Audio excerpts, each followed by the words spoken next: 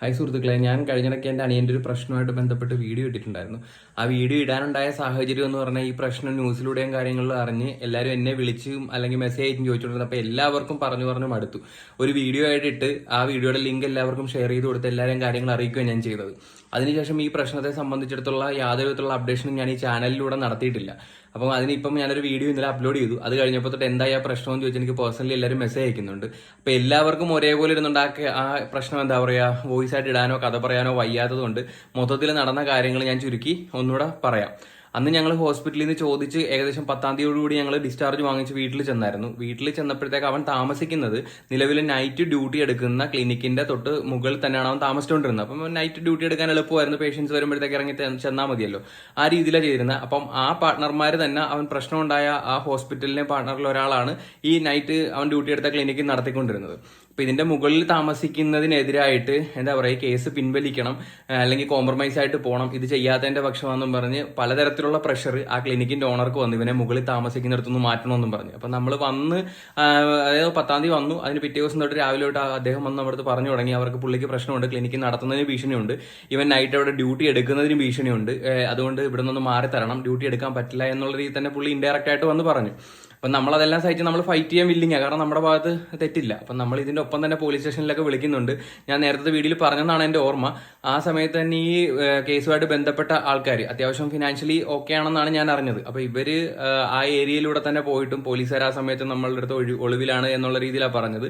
ഞാൻ പല പ്രാവശ്യം പോലീസ് സ്റ്റേഷനിൽ ഇതിനെക്കുറിച്ച് വിളിച്ച് സംസാരിക്കുകയൊക്കെ ചെയ്തു. പക്ഷേ നമുക്ക് യാതൊരു വിധത്തിലുള്ള റെസ്പോൺസും ഉണ്ടായില്ല. അപ്പോൾ ഹോസ്പിറ്റലിൽ ഇരുന്ന ടൈമിൽ തന്നെ നമ്മൾ ഈ പറയുന്ന രീതിയിൽ മുഖ്യമന്ത്രിക്കാണെങ്കിലും ഹെൽത്ത് മിനിസ്റ്റർക്കാണെങ്കിലും എല്ലാവർക്കും നമ്മൾ മെയിലും കാര്യങ്ങളൊക്കെ അയക്കുകയും ചെയ്തു നമ്മുടെ പരാതി. അതിന്റെ അടിസ്ഥാനത്തിൽ ഡിവൈഎസ്പിക്ക് ഫോർവേഡ് ചെയ്തിട്ടുണ്ടെന്നും പറഞ്ഞാൽ വന്നത്. പക്ഷേ ഇതിന്റെ യാതൊരു വിധത്തിലുള്ള മൂവ്മെന്റും വരുന്നില്ല. നമുക്ക് പല ഭാഗത്തു നിന്ന് ഭീഷണികളായി, അതായത് കേസ് പിൻവലിക്കാൻ വേണ്ടി പല ഭാഗത്തു നിന്നും. ഞാൻ ഓപ്പൺ ആയിട്ട് തന്നെ പറയുക, ഞാൻ നേരിട്ട് കണ്ടിട്ടില്ല, നമ്മൾ അതിന്റെ ആൾക്കാരാണെന്നും പറഞ്ഞ് വിളിച്ചിട്ടില്ല. പക്ഷേ മുസ്ലിം ലീഗിന്റെ ആൾക്കാരാണ് വിളിച്ചു പറഞ്ഞത്, അങ്ങനെയാണ് ഇങ്ങനെയാണെന്നുള്ള രീതിയിലാണ് ക്ലിനിക് ഓണർമാർ ഉൾപ്പെടെയുള്ളവർ നമ്മളോട് പറഞ്ഞത്. അപ്പോൾ ഈ ക്ലിനിക്കിന്റെ ഓണേഴ്സും ആ ഒരു ഇതിൽ പെട്ടതായിട്ട് പാർട്ടിയല്ല, അവർ മുസ്ലിംസ് ആയതുകൊണ്ട് തന്നെ അവരെ കുടുംബപരമായിട്ടും അവരുടെ അടുത്ത് കുടുംബത്തു നിന്ന് വിളിച്ച് പറയുന്ന രീതിയിലും കാര്യങ്ങളായി.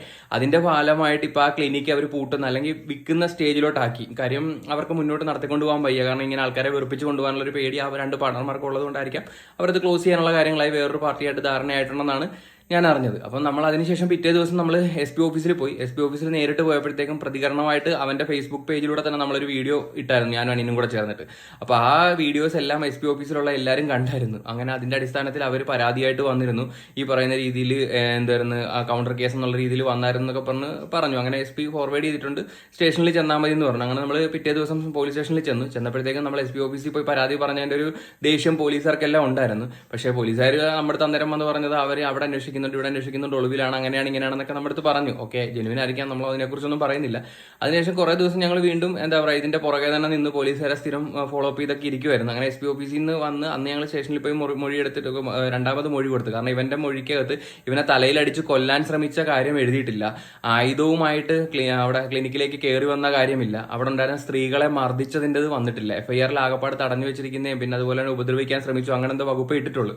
അപ്പോൾ അതിനെതിരായിട്ട് നമ്മൾ സ്റ്റേഷനിൽ ചെന്നിട്ട്, പയ്യോളി പോലീസ് സ്റ്റേഷനാണ്, സ്റ്റേഷനിൽ ചെന്നിട്ട് നമ്മൾ ഓൾറെഡി ഈ കാര്യങ്ങളെല്ലാം ഡിസ്കസ് ചെയ്തിട്ടുണ്ട്. അപ്പോൾ ഈ കൊല്ലാൻ നോക്കിയ കാര്യങ്ങളില്ല, ഈ പറയുന്ന രീതിയിൽ മാരകായുധമായിട്ട് ആ ക്ലിനിക്കിൽ കയറി വന്ന കാര്യങ്ങളില്ല, ആ ക്ലിനിക്കിൽ അവരുടെ കയ്യിൽ നിന്ന് പോയ കത്തി ഉൾപ്പെടെ അവിടെ കിടപ്പുണ്ടായിരുന്നു അവരിറങ്ങി ഓടിയ സമയത്ത്.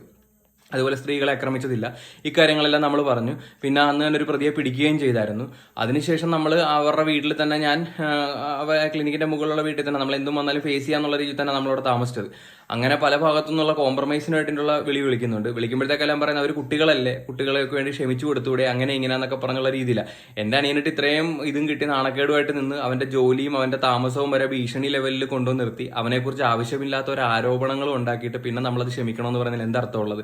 പിന്നീട് അത് വേറെ രീതിയിലായി, പീഡിപ്പിച്ചെന്നുള്ള രീതി കൊടുക്കും, മറ്റേതാ മറിച്ചാണ്. അപ്പം ഞാൻ ഇതിപ്പോൾ എന്താ, എനിക്ക് നമ്മുടെ നാട്ടിലെ നിയമവ്യവസ്ഥയിൽ വ്യത്യാസമുണ്ട്, വിശ്വാസമുണ്ട്. അതുകൊണ്ട് ഞാൻ പറഞ്ഞത് അത് കേസായിട്ട് തന്നെ പോകാം. കാരണം ഇപ്പൊ അവൻ മെസ്സേജ് അയച്ചിട്ടുണ്ട്, അങ്ങനെ എങ്ങനെയാണെന്നല്ലേ പറയുന്നത്. അവന്റെ ഫോൺ ഇപ്പോഴും കയ്യിരിപ്പുണ്ട്, അതായത് അവൻ 2020 മുതൽ യൂസ് ചെയ്യുന്ന ആ ഫോൺ അവന്റെ കയ്യിലിരിപ്പുണ്ട്. അപ്പൊ ആ ഫോണിന്റെ അകത്ത് എന്തായാലും ചാറ്റും കാര്യങ്ങളൊക്കെ റിക്കവർ ചെയ്തെടുക്കാൻ പറ്റുമെന്നാണ് എന്റെ ഉറപ്പ്. അതുകൊണ്ട് ഞാൻ പറഞ്ഞു നമുക്ക് അങ്ങനെ തന്നെ പോകാന്നുള്ള രീതിയിൽ തന്നെ നിന്ന് പല ഭാഗത്തുനിന്ന് ഗൾഫിൽ നിന്നും നാട്ടിൽ നിന്നും അവരുടെ അഡ്വക്കേറ്റ് ആണെന്നും പറഞ്ഞു, ബന്ധുക്കാരാണെന്നും ഒക്കെ പറഞ്ഞ് ഒരുപാട് പേര് വിളിക്കുന്നുണ്ട് ഇപ്പോഴും.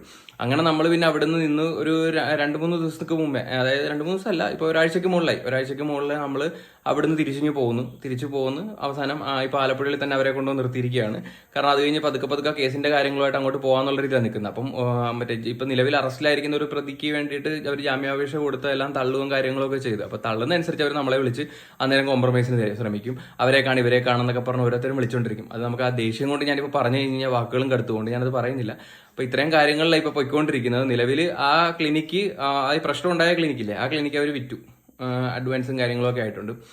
രാത്രി ഡ്യൂട്ടി എടുത്തുകൊണ്ടിരുന്ന ക്ലിനിക്കിൽ ഡ്യൂട്ടി എടുക്കാൻ പറ്റത്തില്ല. അപ്പോൾ ഒന്നുകിൽ ഇനിയിപ്പോൾ നമ്മുടെ ജില്ലയിൽ തന്നെ എന്തെങ്കിലും ചെയ്യണം, അതല്ലെന്നുണ്ടെങ്കിൽ അവിടെ എന്തെങ്കിലും ക്ലിനിക്കിൽ എന്തെങ്കിലും ഓപ്പർച്യൂണിറ്റീസ് വരുവാണെന്നുണ്ടെങ്കിൽ അങ്ങോട്ടേക്ക് പോകാന്നുള്ള രീതിയിലാണ് ഇപ്പോൾ നിൽക്കുന്നത്. ഓക്കെ, ഇനി എന്തെങ്കിലും അപ്ഡേഷൻ ഉണ്ടെങ്കിൽ ഞാൻ പറയാം.